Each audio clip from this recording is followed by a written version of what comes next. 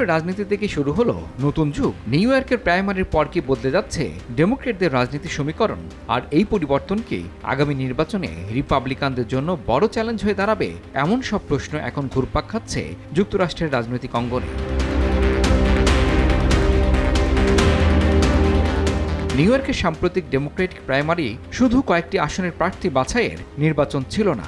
বিশ্লেষকদের মতে এই নির্বাচন ইঙ্গিত দিচ্ছে মার্কিন রাজনীতির নতুন এক শক্তির উত্থানের। প্রগতিশীল রাজনীতি, তরুণ ভোটার এবং মুসলিম ও আরব আমেরিকান সম্প্রদায়ের ক্রমবর্ধমান রাজনৈতিক অংশগ্রহণ এখন ডেমোক্রেটিক পার্টির ভেতরের শক্তির ভারসাম্যই বদলে দিচ্ছে।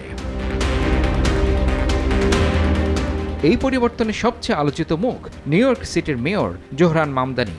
তৃণমূল ভিত্তিক সংগঠন, স্বেচ্ছাসেবকদের সক্রিয় অংশগ্রহণ, শ্রমিক সংগঠনের সমর্থন এবং তরুণ ভোটারদের ব্যাপক সম্পৃক্ততার মাধ্যমে তিনি নিজেকে ডেমোক্রেটিক পার্টির অন্যতম উদীয়মান নেতা হিসেবে প্রতিষ্ঠিত করেছেন। রাজনৈতিক বিশ্লেষকদের মতে মামদানির প্রচারণা দেখিয়েছে যে শুধুমাত্র বিপুল অর্থ নয়, শক্তিশালী সংগঠন এবং জনসম্পৃক্ততাও নির্বাচনের ফল নির্ধারণ করতে পারে। একই সঙ্গে নিউ ইয়র্কের একাধিক প্রগতিশীল প্রার্থীর জয় আরও একটি গুরুত্বপূর্ণ বার্তা দিয়েছে।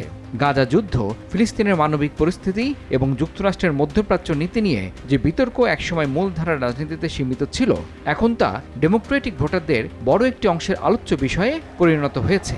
বিশেষ করে তরুণ ভোটারদের মধ্যে মানবাধিকার ও বৈদেশিক নীতির প্রশ্নে নতুন দৃষ্টিভঙ্গি স্পষ্টভাবে প্রতিফলিত হচ্ছে। এই নির্বাচনে আরও একটি উল্লেখযোগ্য দিক হল মুসলিম ও আরব আমেরিকান প্রার্থীদের ক্রমবর্ধমান সাফল্য। শুধু নিউ ইয়র্ক নয়, নিউ জার্সি, ক্যালিফোর্নিয়া এবং মিশিগানেও এই সম্প্রদায়ের প্রার্থীরা শক্ত অবস্থান তৈরি করছেন। বিশ্লেষকদের মতে তারা এখন আর শুধু নিজেদের সম্প্রদায়ের প্রতিনিধি নন, বরং বৃহত্তর ভোটার জোট গড়ে মূলধারার রাজনীতির অংশ হয়ে উঠছেন। জোহরান মামদানির রাজনৈতিক সম্ভাবনা নিয়েও আলোচনা বাড়ছে। যদি তিনি নিউ ইয়র্কের নেতৃত্বে সফলভাবে নিজেকে প্রতিষ্ঠিত করতে পারেন, তাহলে ভবিষ্যতে ডেমোক্রেটিক পার্টির জাতীয় রাজনীতিতেও গুরুত্বপূর্ণ মুখ হয়ে উঠতে পারেন বলে অনেক বিশ্লেষকদের ধারণা। এমনকি ভবিষ্যতে গভর্নর, কংগ্রেস বা আরও উচ্চ পর্যায়ের নেতৃত্বের ক্ষেত্রেও তার নাম আলোচনায় আসতে পারে। অন্যদিকে এই পরিবর্তন রিপাবলিকান পার্টির জন্য নতুন রাজনৈতিক সমীকরণ তৈরি করতে পারে, কারণ তরুণ ভোটার, সংখ্যালঘু সম্প্রদায় এবং শহরাঞ্চলের ভোটারদের প্রগতিশীল রাজনীতির প্রভাব বাড়তে থাকলে ভবিষ্যৎ নির্বাচনে রিপাবলিকানদের কৌশল নতুন করে সাজাতে হতে পারে। বিশেষ করে বৈদেশিক নীতি, অভিবাসন, সামাজিক ন্যায় বিচার এবং অর্থনৈতিক বৈষম্যের মতো ইস্যু আরও বেশি গুরুত্ব পেতে পারে।